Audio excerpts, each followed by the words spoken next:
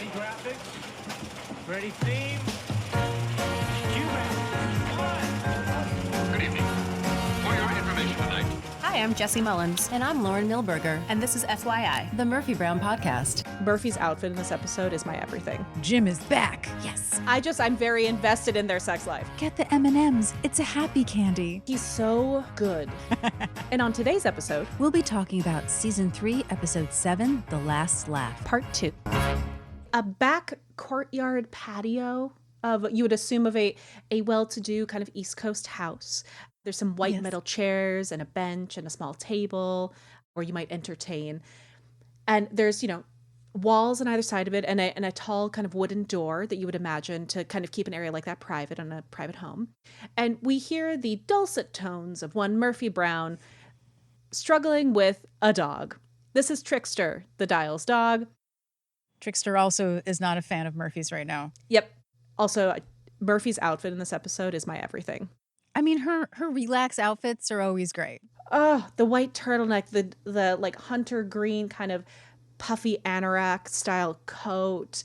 The hair is back. She's got some gold hoops. This is how I spend pretty much every fall, is this outfit. So thank you, Murphy, for representing. I mean, this is the season that they win best costumes, and it's for so a obvious reason. Why. So she kind of makes her way in, and right at that moment, we see Doris enter the patio. Doris. Now, I want to say at this point, we don't know where she's coming from, so you may assume she's leaving the house. You'll find out in a minute that she's not.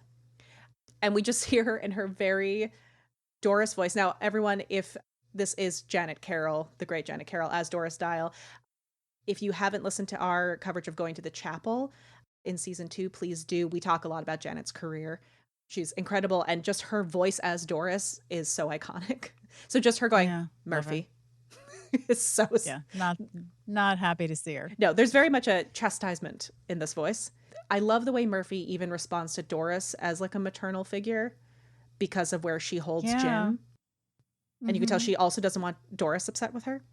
No. Which I love that. I love that there's this, we're always playing against, and we just had this with Avery as well, with this kind of fighting against the assumptions of housewives of this time. Mm-hmm. And we see this in Doris as well. Like, Doris is not someone to write off. Not that we should write off anyone for how their life ends up. We don't know who someone is just based on how they occupy their day. But I just love this idea that, if you're going to make an assumption about a housewife, please look at Doris and Avery and tell me that they're all the same. Right. Like the way she speaks to Doris is with equal respect as anybody. So Murphy apologizes for surprising her in this courtyard. She rang the doorbell, but there was no answer, so she let herself in through the back gate. Doris firmly reminds Murphy that she told her over the phone Jim isn't taking visitors and she should go. Murphy says she needs to talk to him. He hasn't returned her calls in the last 3 days. She's really worried about him. Doris proceeds to say, "You're worried about him. Last night they were showing Oliver on TV. Halfway through it, Jim started heckling the orphans." Murphy didn't realize it was this bad. Now I want to ask, which Oliver do you think they were watching? There's more than just the 60s movie? Well, because there have been multiple adaptations, but that's the one I'm assuming is that's the one they were watching. Yeah, I'm assuming like the famous. The famous Oliver. Yeah. Especially if they were playing it on TV. Murphy says she didn't realize it was this bad. And Doris goes, didn't realize. Let me tell you about my last 72 hours. Jim doesn't leave the house. He's constantly under my feet, dismantling the vacuum cleaner, organizing things in the refrigerator by size and fat content. This afternoon, he terrified my bridge club by wandering into the living room in his underpants. I love him dearly. Oh, she starts toward the door Murphy had entered in through. She says, I love him dearly, but if I don't get one uninterrupted hour of privacy very soon, I can't be responsible for my actions. Doris, I love you. She needs her life. She's so great.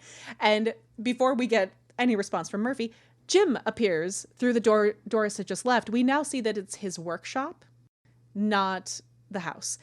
And with a, Doris, I can't find my wing nuts. Murphy. I'm sorry. That's such a, I can't find my wing nuts. I can't find my wing nuts. It's like such an old joke, but I just love it. I love it. Jim is in his casual gym clothes. A little bit later, we will share with you the biography that Charlie came up with for Jim, which includes that this was kind of his original vision for how Jim dressed. Yeah, that's right. Yeah. which is I called like he's got Mr. Rogers sweater over a button-up shirt, but the top button is open. He's got a working apron over the top and some safety goggles, some big old safety goggles on. Yes. Both wilts and purses his lips together and just darts back inside. He's like a child in this scene. He and really it's, is. It's so, but like that's not an insult, right? Like Yeah. it's just, I He's think so that he is a vulnerable. person. I was just going to say that. Yeah, he's so vulnerable and he's been taught not to be vulnerable. And so Mhm. he feels embarrassed by his vulnerability Mhm. when he should be proud of it. We will do more, but just something within the book that we talk about, the Murphy Brown Anatomy of a Sitcom, Mhm. that he says is Jim's feelings are very near the surface. He is easily offended. He is very sentimental, more of a softie than he would ever admit. Oh, I agree. I think that's what his issue is. He's fighting against the softness that he Mhm. has And he's with what he feels he needs to be a man. yeah, and he's always been able to protect that side of himself. Or at least Yeah. even if it does leak out, he always recovers. And it's very interesting to see this moment where he wasn't able to recover and kind of salvage the moment. So Doris tells Murphy she should go ahead. Maybe she can get through to him. Murphy thanks her and goes in. And then we don't follow Murphy into the shed right away, into the workshop, I guess I should say right don't. away. We stay with It's my Doris, favorite. who shuts the door and padlocks it. And we just hear Jim on the other side go, Doris? Doris! Oh, Doris, not again. She says, it's just for a little while, dear. I'll let you out after I've washed my hair. I love that she just needs some quiet to wash her hair. Like, I so appreciate that. I love that it implies that she's not allowed to wash her hair alone. Well, I think the issue is that he's acting like a toddler. No, I and know. He's bothering her at every. Yeah. Okay. I'm very invested in their sex life. I just love them so much. And I love the I'm idea. sorry. I'm so naive. You're Oh, no.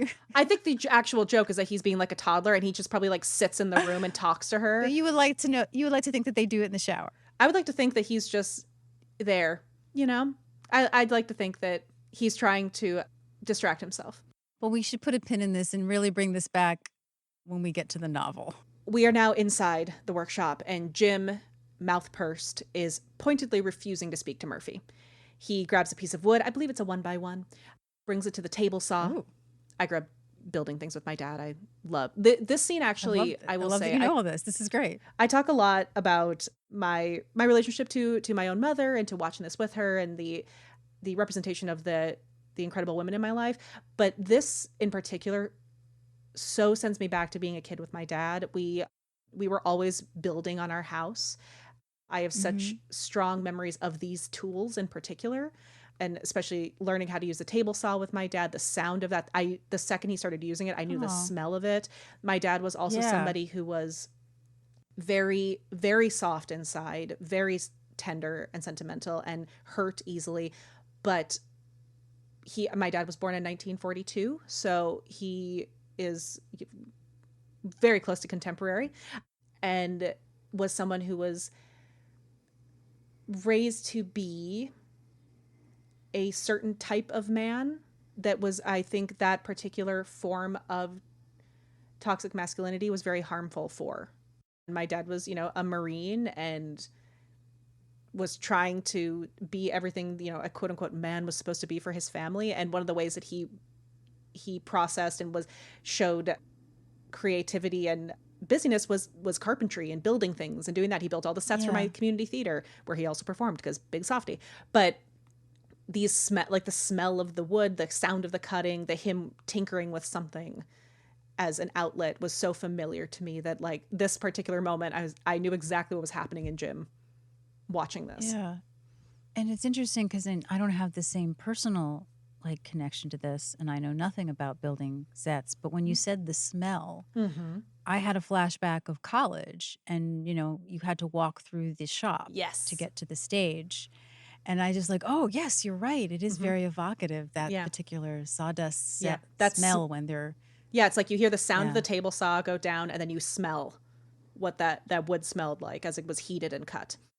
I would also love to talk about, I went back and listened to the monologue or the conversation that Murphy and Jim have in Roasted. Mm-hmm.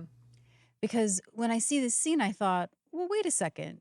didn't Jim say that he's not good with tools? Mm. And now he's making all of these windmills, right? Mhm. So I wanted to go back and see exactly what they talked about. And this is something really interesting because the reason he says I'm no good with tools is Murphy is trying to encourage him on what he can look forward to in the next half of his life. Yep. And she says, do something new, find a hobby. And he says, I'm no good with tools and I hate to fish. So that means that he took her advice Mhm. and he decided to learn how to use tools. Well, And it's so beautiful. Go ahead. yeah, I think that's a really strong headcanon, and it's definitely one that my brain has gone down before. I think there's also something notable about, unlike my father, who did kind of stereotypically masculine work with these tools, with like literally building walls and that kind of stuff. I also think about the fact that Jim isn't doing big macho construction pieces. He's building tiny windmills. Yes, that's You know, true, which like- is very sweet. I'm curious about if there's also a potential to kind of yes and, which is that his idea of being good with tools is like rebuilding cars and building buildings and doing these big macho That's things, fair. not making sweet windmills. So I'm curious if there's a like, he's not good with tools, but he's good with this very delicate, sweet creation hobby, which I wonder if that's like, he took that from Roasted, decided, like actually took the like, find the hobby, find the thing, but he couldn't go as far as something cliche, as far as like what a macho man would do. Like, I don't think building these tiny windmills is what a macho man would do in his mind. I mean, that's a really good point. I guess I feel, as someone who is scared of a jigsaw, that to me is a large, complex tool to use, I guess. I think both can be true, right? They're both valid. And what also gets me is Murphy particularly says, you gave me this last year, right? So we know that it's something that he possibly could be doing. But I do love that too, because you're right, and I hadn't thought about that it is kind of a very sort of sweet thing to do.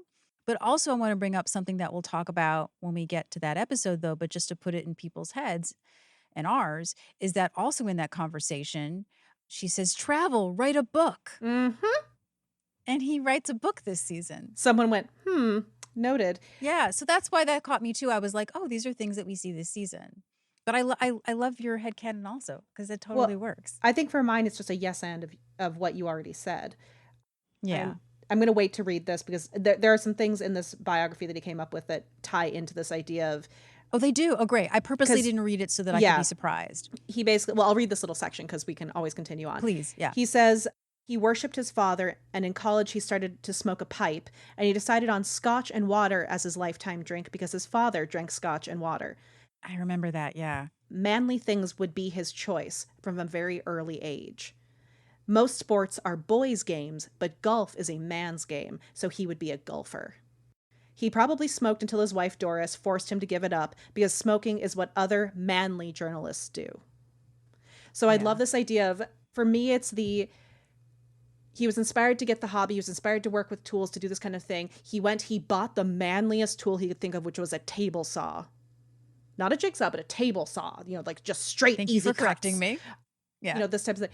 And then his actual investment in the stereotypical manly pursuit made it about that far. And then he started making beautiful things like dollhouses and windmills. Oh, I love that. Because Yeah. also I think about the idea of like, now I just want to be very clear, and I don't think anyone actually is worried about this, but just in case, like, we don't think that building windmills is not masculine. Like, obviously masculinity is as much a spectrum as femininity. Expressions of gender are not limited to one art form or pursuit. But I think we are coming from the perspective of what he was told was masculine, what he believes is supposed to be Yes. masculine. And I also think about, like, I absolutely see Jim as that sweet older man we all see who, like, builds his grandchildren dollhouses, should they have had them, that kind of thing. Like, I imagine he built things for Avery. Oh, yeah. Like, I believe that maybe this Veterans Day windmill made its way into Avery's room. Like, I love the idea because I do think there's that beautiful thing that we saw some of these older gentlemen of that generation get to show their softness as they became the sweet old grandpa types. And so I imagine this was maybe Jim's evolution into that expressed softness.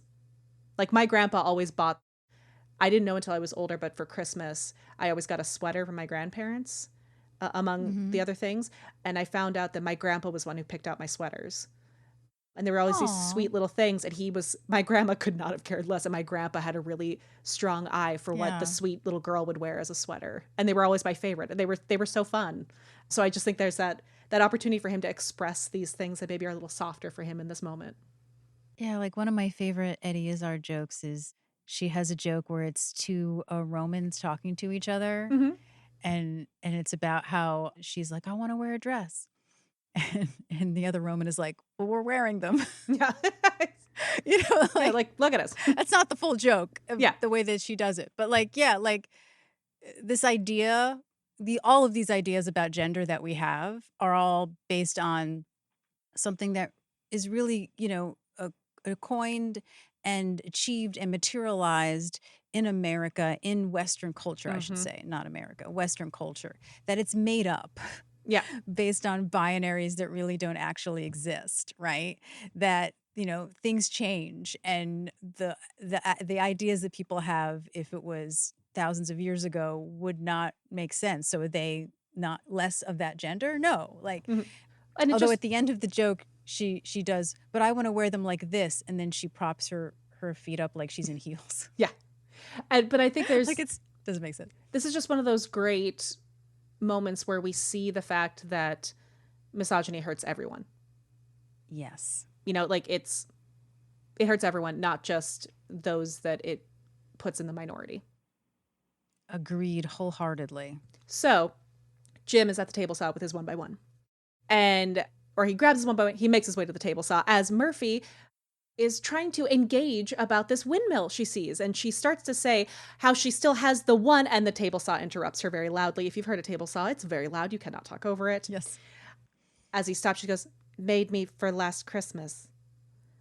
He returns to the table, still ignoring her, sanding now in just tiny little strokes the end of the piece he just cut. Murphy makes her way over. This is one of those great sitcom setups where the table is up against the wall that is the fourth wall to the audience, so we get a great view of what he's been working on. There's there's like a planer to level things out, and she sets down the windmill next to him and says that she came over to apologize. It's completely her fault. She had no idea he'd lose control like that. She's just set down the windmill. He takes it from her to add the piece to. She says it was the last thing she expected. She feels horrible. She's really, really sorry. I love the scene. It's so simply done.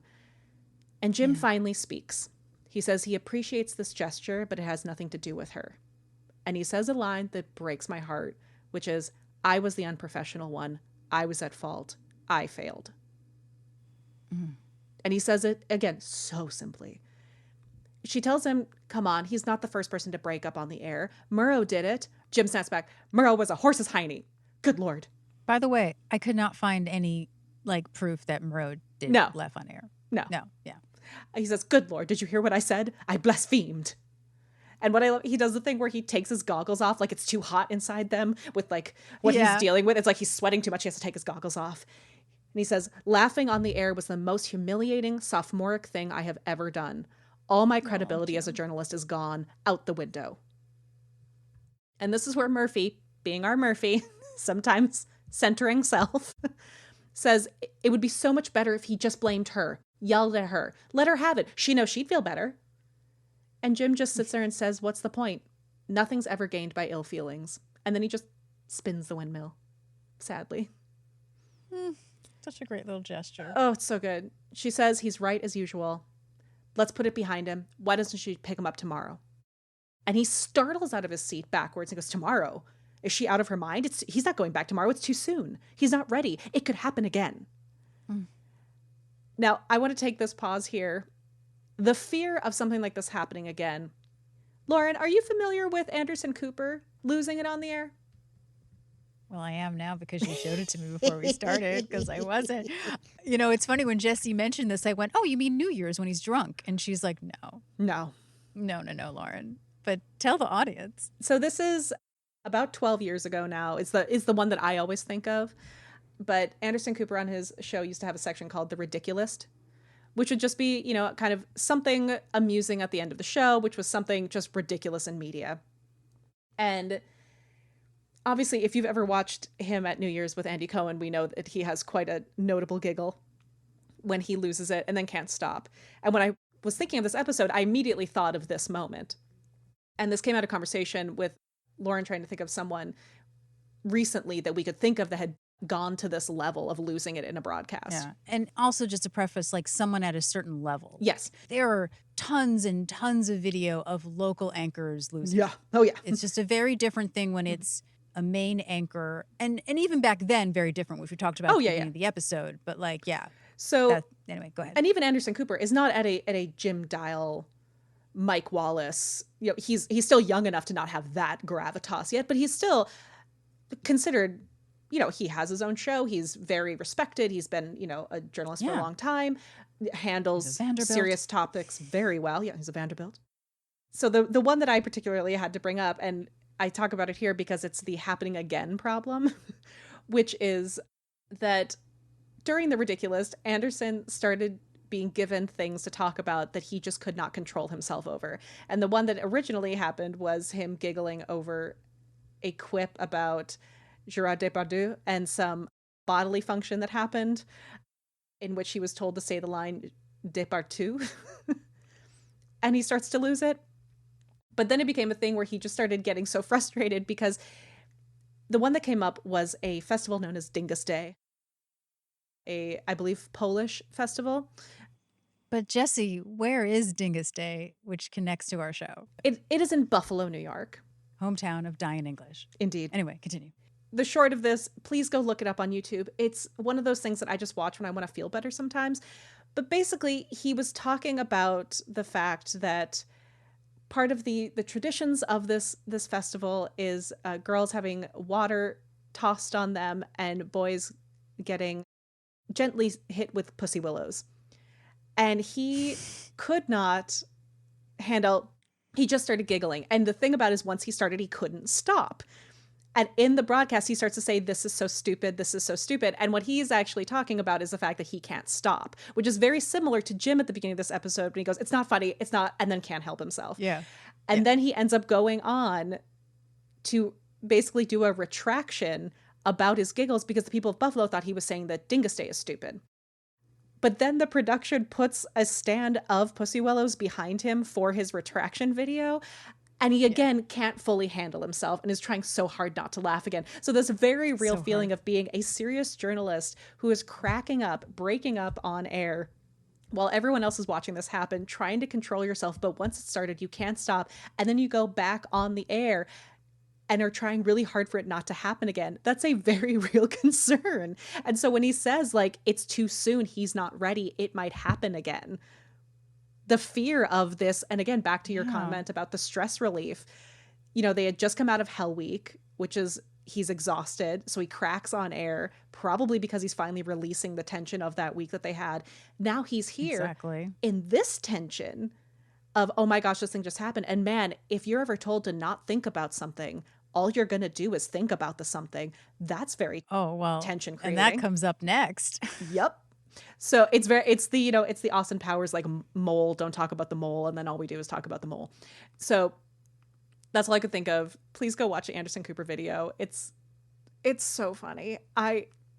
He's trying so hard. And the people of Buffalo were such good sports about it. They were great sports about it. Just so if you want to feel good, just watch him have a giggle fit. So Murphy says, Jim, you're a newsman. And as trite as this sounds, you've got to get back in that anchor chair. The longer you leave it, the harder it will be. And Jim, which I love because he actually says it quite seriously, goes, damn it, Murphy, I'll come back when I'm good and ready and not before, so stop pestering me. And he pauses and he just hands her the windmill he just finished and says, Happy Veterans Day. He goes to the door and yells out, now where the hell is Doris? Doris? I think also the way that he chastises her is very much like he knows that she's just always been a bully. Yep. And this is the thing that she just can't bully him on. Yep. There's such history, I think, behind that. Like, for him to actually say, like, damn it, Murphy, I'll, like, in an actual, like, put his foot down way. I was like, yeah. He normally, like he says later, he normally rolls with things and doesn't get flustered. and he's just like the steady one while everyone else loses it. And this is one of those moments where he's actually putting a stop to what's happening. Should we mention the car? Yes. The gorgeous Please car do. that's in the garage / hobby room, I guess, or work room. This is a 1953 MG TD. And the reason that we know this, I mean, I do love vintage cars, don't get me wrong, but we know this because it belongs to one of the writers on the show, because it belongs to Corby Siamis. She said that she has been in love with the car since she was 15, and she saw a film called Two for the Road on TV, which is an Audrey Hepburn, Albert Finney film. And it's her all-time favorite movie, and she bought it in 1985. It's gorgeous. I see why she's in love with it. I also really understand because my spouse is first generation Australian American, and his Australian father has a cousin who lives in Vancouver, and we just saw that family recently, visited them in the Oh, that's right. Oh my God, yes. and we just call him Uncle Mark. He's a cousin, but who cares? Uncle Mark has an 83-year-old MG in a beautiful blue color. Her name is Matilda. We got to ride in her, basically. He bought her. You sent me a picture and I Yes. completely forgot. I just remembered when you said it, I was like, you Yep. sent me that picture. He bought her, repaired her, and had her shipped over from England to Vancouver, and we got to ride in her. Wow. Well, we're putting this on the social media. I I get remember it. you sending me this picture. She's gorgeous. I just have to say, because there's such cool cars, and Corby, I freaking get it now. He drives. I got to be co-pilot, and I got to be the turn signal, because it's a manual turn signal. Oh. And it's an actual switch that you flip that I got to manually. It was so fun. And we're That on these reminds me- Vancouver roads. Oh, she's gorgeous. So we're back in the studio. Murphy is dressed in a fantastic blue suit. They are playing very calming music that I can only describe as Enya, very particularly 1990 Enya, for those who aren't familiar. As an Enya fan, I have to please. interject. It's not Is Enya, it not Enya? but I would say it is pure moods adjacent. Oh, I like that. Thank you for clarifying. She is making sure she's scolding everybody, no smiling, no chuckling. Jim needs to be focused and relaxed when he arrives. And of course, she's screaming and Murphy is not relaxed. Miles says that Jim is about to arrive. I'm going to skip over the fat joke. Yeah. There is a terrible fat joke, unfortunately, but we understand in context now, that is something the writers probably would not do. Frank comes in. He found Jim indecisive by the vending machine. He wasn't sure if he should say something, and he finally decides to encourage him. Get the M&Ms. It's a happy candy. Which, of course, the gang cannot believe he did that. Like, what a mistake he's made. And then they do the joke, which we have talked about, we love, which is when someone is calling from different places, and it's like, he's coming, he's coming, he's coming. And then Jim arrives just as he's passing John, telling a joke, to which he changes to, wow, all they found in the shark was her charm bracelet, huh? At least you have two other sisters. Jim is so, I can't describe it. He's stiffer than usual. He has kind of a sadness to his gait, as if he's not in his body, and he's just so, when you're depressed so much that you just sort of a husk of your former self. It's all in the way he's walking and the way Charles is handling himself. It's really hard to look at because he again, such an incredible performer, and I credit this to his theatrical training. What he is feeling is from hair follicle to toe. It is so full body. It's just viscerally, he's not okay. Yeah. No one really knows what to do. Corky offers to help because that's what Corky does. That she brought a picture of her cat, Mr. Puffy, in the animal hospital for Jim to look at when he needs to be sad if he thinks he's going to laugh. But the best part of this joke is that Corky pulls out the photo and goes, it's hard to see his little face because of the little respirator. And then everyone kind of leans in, and Miles he's like, no one look at the picture. No one look at the picture. Frank covers his mouth. I just covered my mouth and I have a mic. That was stupid. Frank covers his mouth, and they're all trying not to laugh because it's so ridiculous, this picture. Corky knows it seems brutal and extreme, but there's nothing more sobering than seeing a loved one with a hairball lodged in his throat. John approaches the group and softly lets them know it's 20 seconds to air. So gentle. Everyone sits down. Hair and makeup are doing what we would call last looks, checking to be sure everything's good. Murphy very sweetly puts her hand on Jim's arm to let him know, "You'll do great. We're all here for you." To which Jim loses it. Like, if you thought he lost it before, that is not how badly he can lose it. It is like he is on laughing gas. He takes off his microphone and has to leave the stage like a laughing Frankenstein. So because true. he's still kind of stiff and his arms are like out of my way. It's so great. Oh, I should also mention that, which is actually the best part, is Corky pulls the photo off the desk and shoves it in Jim's face, thinking that that'll stop him, and it just makes it worse. Yeah, like, what is he supposed to do? Not laugh at that tiny respirator? I mean, how can you not? So they have very quickly, Frank has to open the show, which he has never done before. It is chaos. Murphy is worried. Frank tries to open the show by reading off the prompter and also the paper in front of him about his own. That's my favorite part is Frank says his own name off the prompter because, like, he's just, really probably nervous and just reading what's in front of him, forgetting that that's him. But then he has to look down at the paper to remind himself what his story is, which is like, it's very telling for later. Bless. Yeah.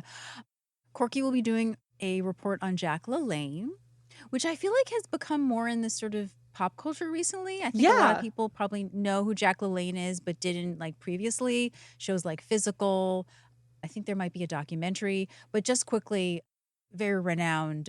What would you call, like, not a workout coach, but like an aerobics person? Like, what would you refer to Jack LaLanne? I would say maybe one of the original fitness influencers. Fitness influencers. That's great. That's perfect. Now, first though, Murphy has a very special interview, and he throws it to Murphy, Frank, and then Murphy goes, "One of the most painful, heartbreaking stories you'll ever hear." To which the button on the seat is Jim laughing. It's just so good. And then we're in Phil's. So we cut to Phil's, and what I like, one of the first things we notice is that it's not a busy time at Phil's, which I love that they do that because he is his rushes are based around what's happening in the area, and a big part of his clientele are currently on the air. So, like, they would all rush in after, like we saw at the beginning of the episode where they all want to go to Phil's and, drink after the show. Right now, he's in a slow moment. So Phil's at the bar polishing glasses, and Jim strolls in. Phil's like, "Hey, Jim, you're not supposed to be here. You're supposed to be on TV right now." And Jim says he doesn't want to be on TV. He wants a good, strong cup of coffee. Black, no sugar. So I just want to call out, I love this scene because we so rarely see... It's really lovely. We rarely see Jim and Phil conversing in general, if not just like placing an order, but also seeing them as contemporaries. And we get this backstory with the two of them. The reason I reference this is Phil says he knows how Jim likes his coffee. He's been serving it to him for 13 years. He also knows a lot of other things about him, like when something's bothering him.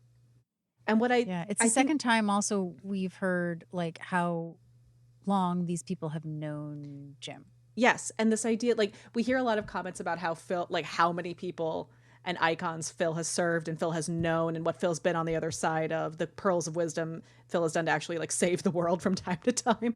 But we forget that Phil and Jim have been doing this dance of their routine and of their lives for 13 years. Like, we know Phil knows Murphy, but Phil actually knows Jim before many of them did. And so I love that we get to see this because so often they're kind of both just on either side of a punchline.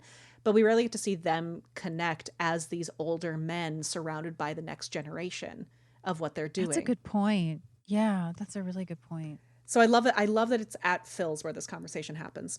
And Jim says nothing's bothering him. He just needed to get away. Phil goes, "In the middle of a live show?" And he leans forward and says, "Look, you've got a bartender here all by yourself. Why don't you take advantage of the situation and tell me all about it?" Jim says he simply doesn't know how he goes on from here. Phil knows that it's about the laughing thing, and he asks if he's tried thinking really depressing thoughts.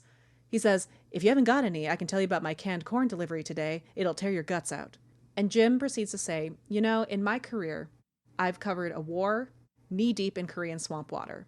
I've reported men walking on the moon. I've informed America when one president was assassinated and another resigned. And now the only thing people will remember me for is that I found humor in the president's tuchus and behaved like a ninny in front of 30 million people. Tukish is Yiddish for ass, by the way. Indeed. And Jim says, "What is going on with you? You're too tough a guy to let this get you down."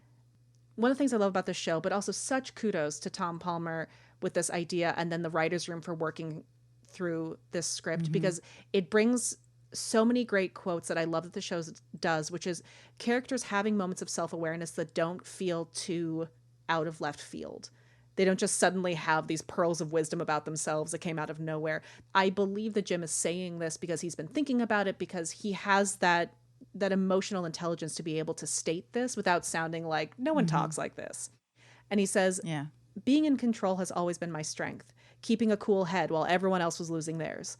Well, I'm no longer that rock. I can't depend on myself anymore. Frankly, it scares the hell out of me." Oh, man. And what I love is this is such a Phil thing. He's somebody who's been doing this for a long time.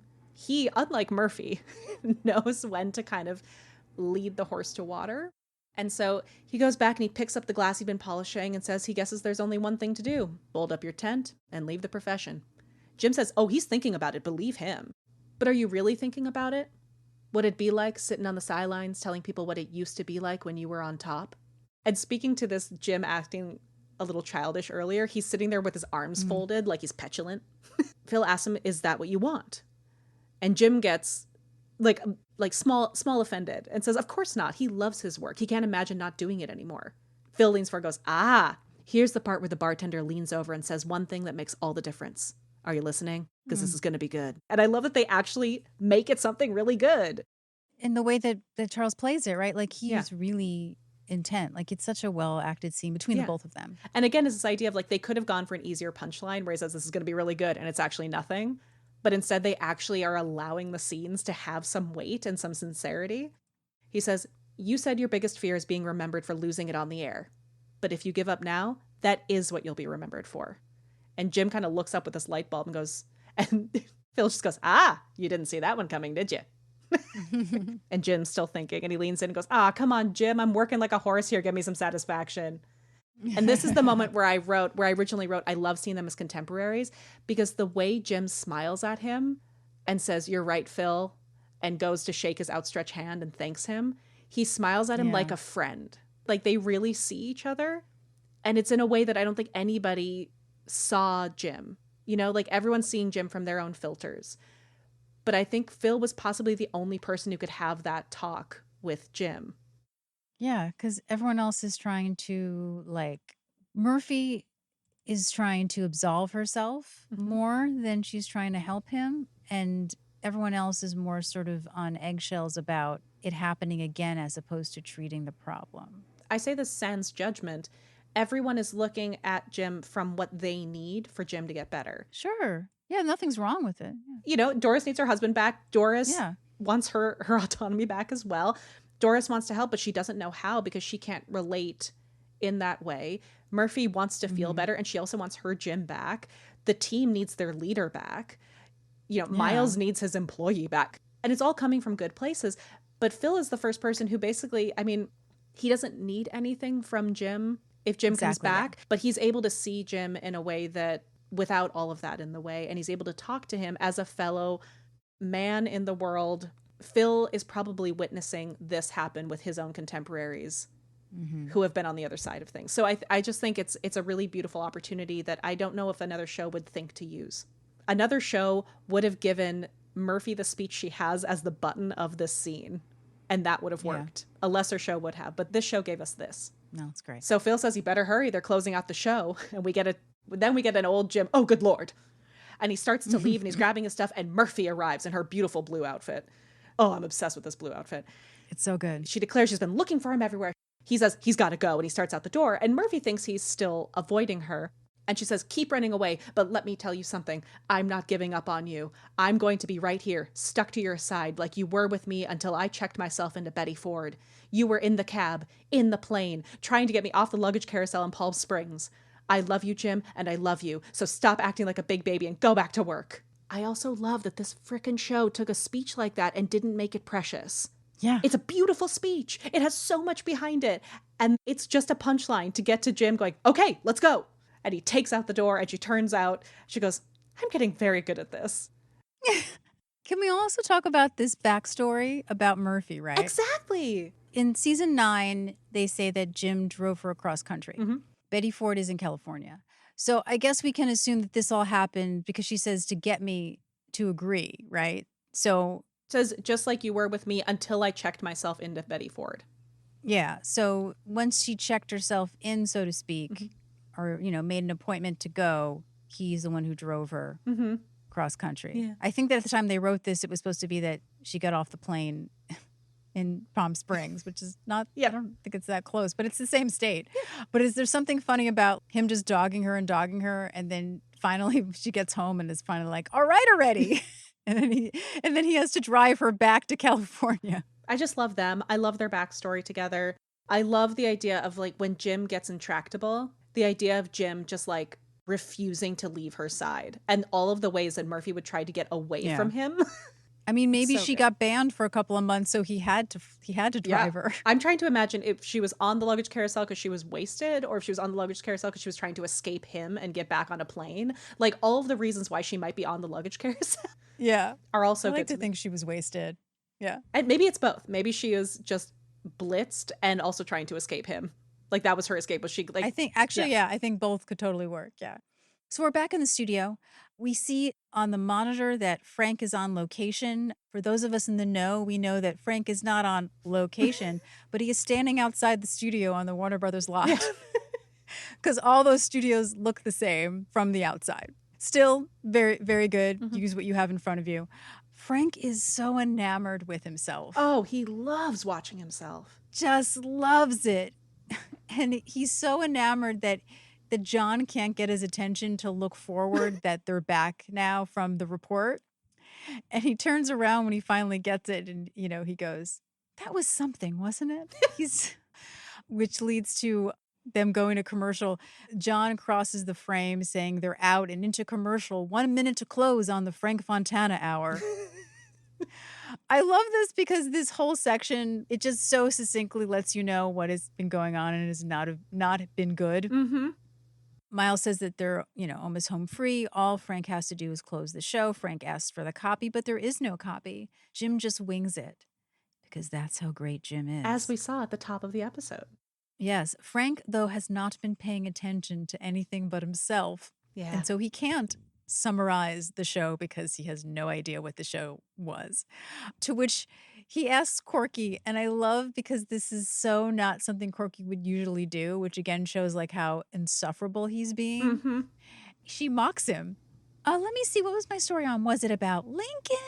No. Was it about you? No. Like she just, and then Jim arrives. Everyone's so excited. Jim is there. Murphy says everything's going to be fine. They're going to do this. They're all just sitting there waiting for the show to start. And then, of course, everybody is on the verge of laughter. They try to settle. They try to bring it down. Miles is like a school teacher trying to get them to be quiet, so to speak. It's about to erupt. And then Corky snorts. And then they all lose it. Gone. The crew loses it.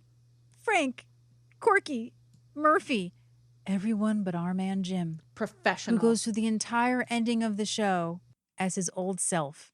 The show ends and he walks away in this cacophony of laughter with a lovely smile on his face. Oh, the way he like walks out like he's walking through like a receiving line. Yeah. Like everyone just losing it and he's just slightly smiling to himself.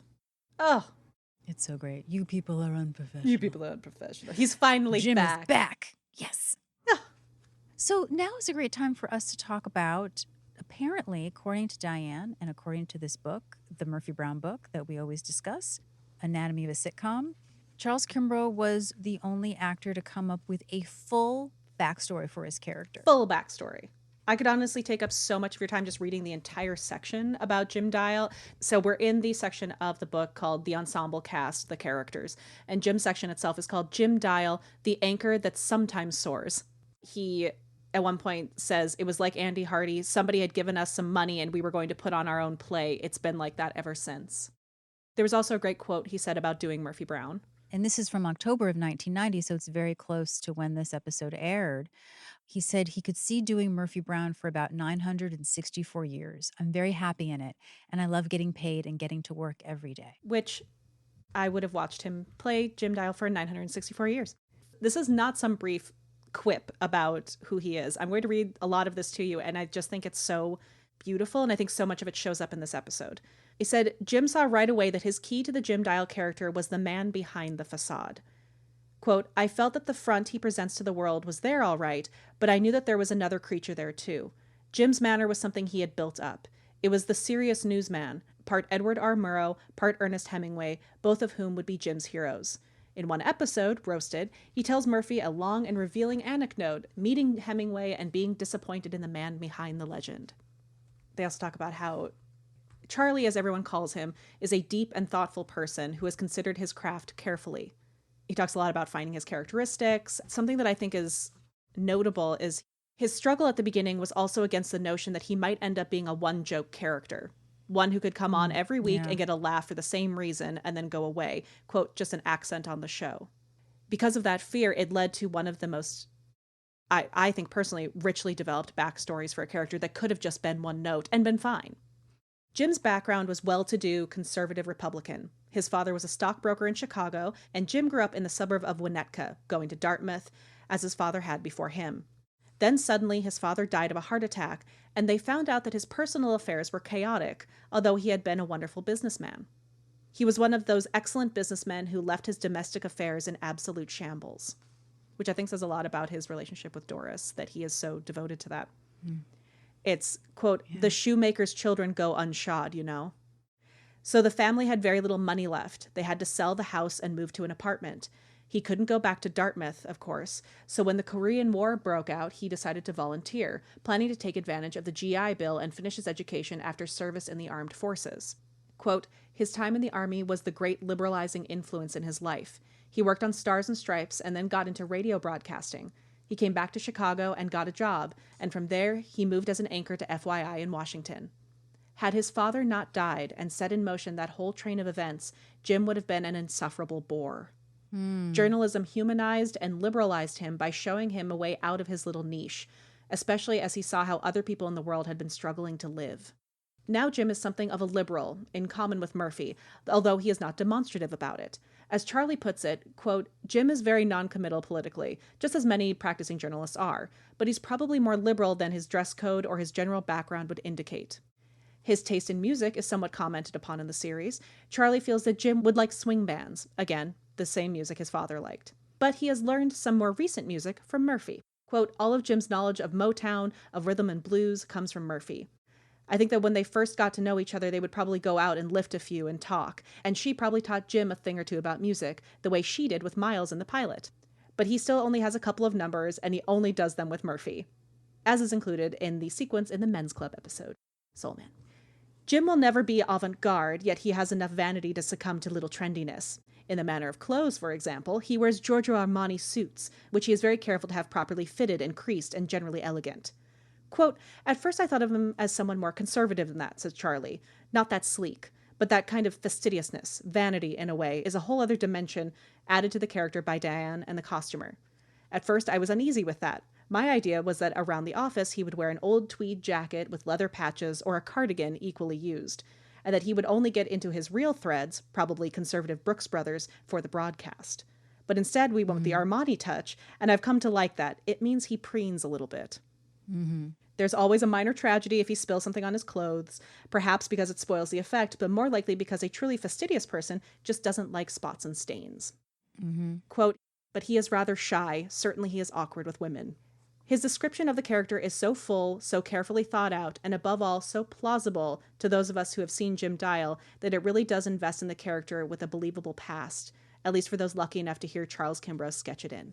And that's just part of this section. It's so good. Yeah. And obviously, you know, some of that changes, just like Candace had an idea of her backstory that Murphy was a army brat, right? And that was changed. So, but it's still important as an actor to sort of have all that underneath because it helps you inform all the choices that you make within the script. Well, and you see it, like, what I love is like these things that he chose, they just added more as the show went on. So like he was keeping that inside. He had these ideas, they would show up in design and that kind of stuff. And then they were so satisfying and added so much more nuance to his choices that the writers couldn't help but expand upon them. It made it impossible for him to be a one note. And I just think it's so beautiful. Exactly. Yeah. Obviously, I love Charlie Kimbrough. I knew I liked this episode. I'd always liked this episode because it's so much Jim and it's so special to me. But upon rewatch at this time in my life, it's just even better. It's just, we're so used to, and we've said this in this season already, like there are episodes that I was, prepared to be surprised by because I didn't remember much about them. But I didn't think this episode I could like more. And surprise, I can. I always knew this was a great episode. I think that if you asked me before this, like, what are the great Jim moments? Like, I would say it's a great Jim moment, but the novel's my favorite. But now I think I'm leaning towards this one, mostly just because having the privilege of going through the series with you, Jesi, and seeing Jim and Corky in a way that I never saw as a child. And whether that has to do with just being a child, but also how amazing you see them, that I have so much more respect for Jim and Charles' performance in a way that I just didn't notice as a kid. And it's really been quite beautiful. And I just think his performance in this is great. And it's sad to me that he wasn't nominated for an Emmy this year. Yeah. I think it's just because if you look at who's nominated, there's some people who don't usually do television. And I think that it was just a very hard year. He's so good this season. He's so good in general, but like especially with this episode, it's honestly a shame to me. Shocking no one, I will just shout to the rooftops how incredible Charles Kimbrough was, but especially as Jim Dial. And it's so much more than just being lovable and being funny. Like the depth that he brings to this episode it's such a love letter to his generation. This feels weird to say, but I think it's such a love letter to his gender and those who struggle with what that means across the spectrum. This episode is so much of why I love Jim, and I watched it and I was like, ooh, I can't wait to make my spouse watch this. Like, I'm just so excited. It's so good. I also wanted to, speaking of his perception at the time, there's this great piece from Entertainment Weekly that named him one of the VIPs of 1990. So this is from 1991. It's got this great picture of him where he's sitting sideways on a director's chair doing a closed mouth cheesy grin to the camera with his tie flopped over his shoulder. And it says 3 seasons into his role as Jim Dial, the anchorman who yearns for journalistic sonnets in a world of sound bites, Charles Kimbrough can now admit he was a little tight-lipped and morose in his first year on Murphy Brown. He was a fine Broadway actor, a Tony nominee for Stephen Sondheim's company, but he was new to LA, new to TV, and nervous. Quote, I was jealous of Joe and of Faith, who was instantly adored. I counted every line I had, he recalls. These days, though, Kimbrough, 55, has stopped counting. He knows, and we know, that whatever Jim utters would be utterly Jim-like. Jim is Murphy's knight in 3-piece armor. Oh, I love that line. He's a gent of another generation, one who stands for principles like valor, integrity, friendship, with Irving R. Levine. The NBC veteran once appeared at a Dial roast. He's the ballast that lets his FYI colleagues let loose. He's funny because he's serious, and he gives great anchorman voice. There's a confidence in Kimbrough's portrayal that keeps Jim from ever going stereotypical on us. But being a gent has its drawbacks. One day, Kimbrough realized that he was the last person to hear gossip on set, just like Jim. And, he says, Grant and Candace are very physical. They're always wrestling and tickling each other like adolescents. While I find myself wanting to get on with rehearsal, I think in their eyes I'm becoming Dial-esque. It's such a great thing, it's part of the fall 1991 and 1992 season, so to speak, commenting on the great MVP season he has to sort of showcase someone who doesn't usually get showcased. And it's something that is not available online. It's something that is kind of like Murphy Brown in a way, dissolved from people's memories, which is a little sad, and I think it's so great we get to talk about some of these things. I also think, like, kudos for on like a public platform commenting on like the insecurity of our career, of being like, yeah, I was like counting lines and I had fewer lines than some of the other people and I was jealous, but like I think there's something really sweet and humanizing about this. And also, of course, in hindsight you can admit those quirks because now you're in a better place, but I think there's something just really endearing about Charlie that he can say something like that, and it's humanizing. Yeah, and I think a lot of us who grew up in the 90s, like Entertainment Weekly was kind of like a Bible to like find a complex variety of people and stories. And it wasn't about clicks, because if you bought the magazine, you bought the magazine and then you would just read it. And, you know, when Entertainment Weekly stopped printing a magazine, it was sort of an end of an era for a lot of people who, it's so hard to explain if you didn't grow up on it, but I feel like Entertainment Weekly, specifically because of the variety of entertainment, it wasn't like Premiere that was just film. Yeah. It was everything from Premiere. movies and TVs to books and quotes and things like that, that it really shaped, at least for me, my pop culture education. Totally. Yeah.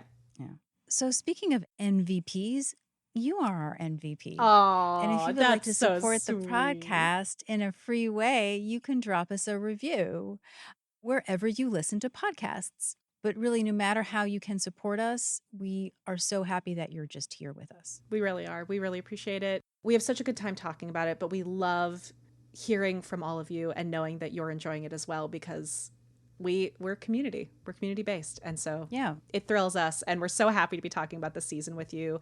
We hope you're enjoying it as well. And we look forward to the next ones coming up, because it just gets better.